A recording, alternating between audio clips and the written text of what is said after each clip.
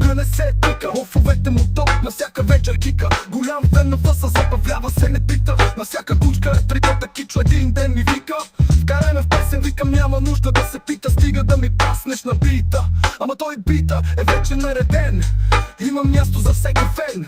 Има само един проблем, нямам за какво да пея вече бе мен. Дай една рима, нещо да фана да има.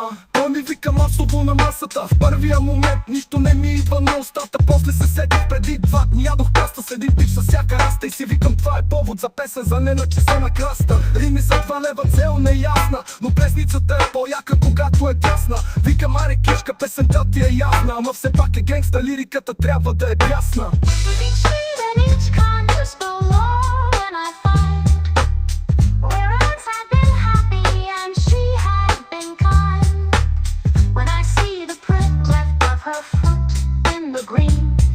And imagine the pleasures made it come again.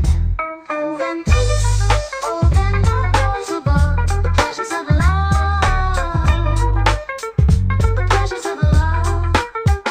Стига ми казвам само колко е лесно да направиш слушта се рап без идея ясна. Искам награда за креатор. Нищо чуте с думи са по фейк от тъпскейтър. Има ли рима? Всичко е наред.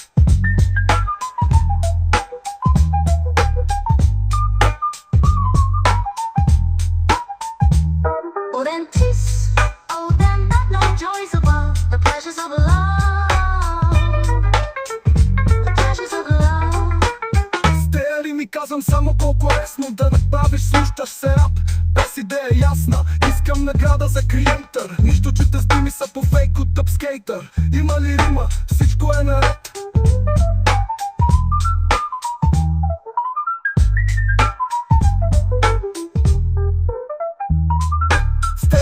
Казвам само колко е лесно да направиш слушта се рап без идея ясна. Искам награда за креатор. Нищо чуте с думи са по фейк от тъпскейтър. Има ли рима? Всичко е наред.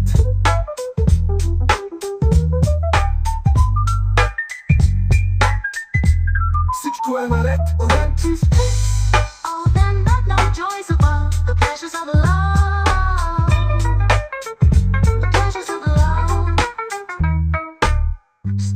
Казвам само колко е лесно да направиш слушащ се рап без идея ясна. Искам награда за креатор. Нищо чете с думи са по фейк от тъпскейтър. Има ли рима? Всичко е наред.